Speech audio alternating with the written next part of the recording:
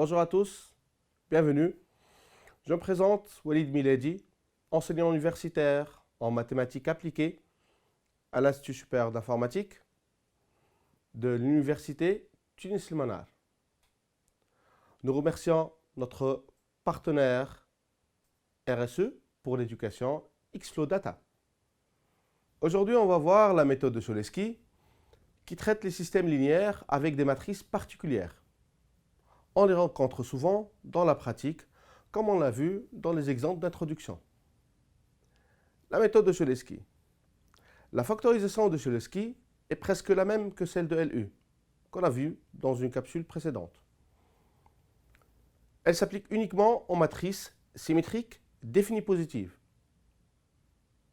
et permet, comme déjà mentionné, la factorisation A égale à L fois transposée de L, où L, c'est une matrice triangulaire inférieure. Elle n'a rien de spécial sur la diagonale. Avant de continuer, on doit se rappeler, c'est quoi une matrice symétrique et c'est quoi une matrice définie positive.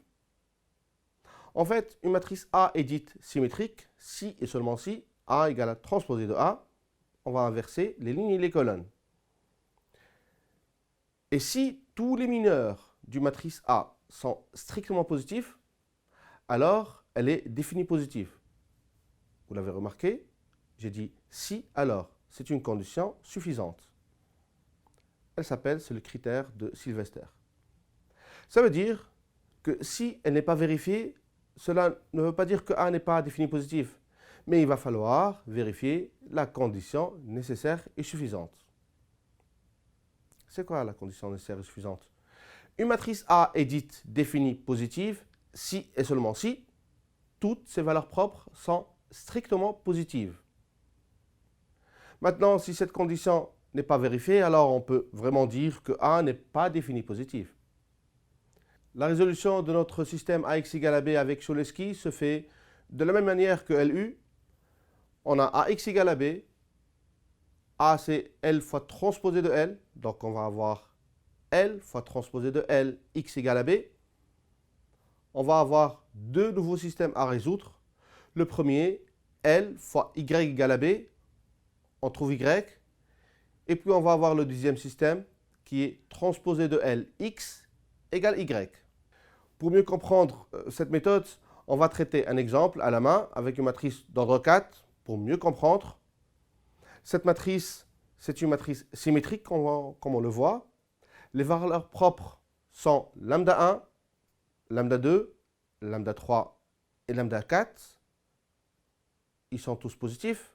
Donc notre matrice A est définie positive. On va passer à l'identification de notre matrice L. On a donc L est une matrice triangulaire inférieure. Du coup, transposée de L est une matrice aussi triangulaire mais supérieure. On va effectuer le produit matriciel L fois transposée de L. Cela va nous donner une nouvelle matrice d'ordre 4 qui est égale à la matrice A. On effectue la résolution comme on a fait pour la méthode LU. Et celle-ci, on va la faire ligne par ligne. Donc, on va avoir les termes L1, L2 jusqu'à L10. Après avoir trouvé L, et aussi transposé de L, bien évidemment, on va pouvoir passer à la résolution. On pose Y égale Y1, Y2, Y3, Y4. On commence par résoudre LY égale le vecteur B. On va trouver notre vecteur Y. On va chercher après notre vecteur X, X1, X2, X3, X4. On va résoudre notre système matriciel transposé de L, X égale à Y, qui va nous donner notre solution. Le vecteur X égale à 91, 98, 29 et 3. C'est la solution de AX égale à B avec la méthode de Cholesky.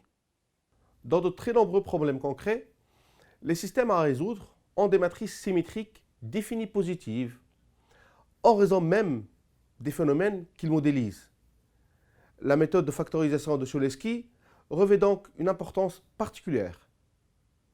Toutefois, comme toutes les méthodes directes, sans coût de calcul et les erreurs d'arrondi deviennent vraiment un handicap quasiment insurmontable, surtout pour les systèmes qui comptent de l'ordre de plus de 200 équations.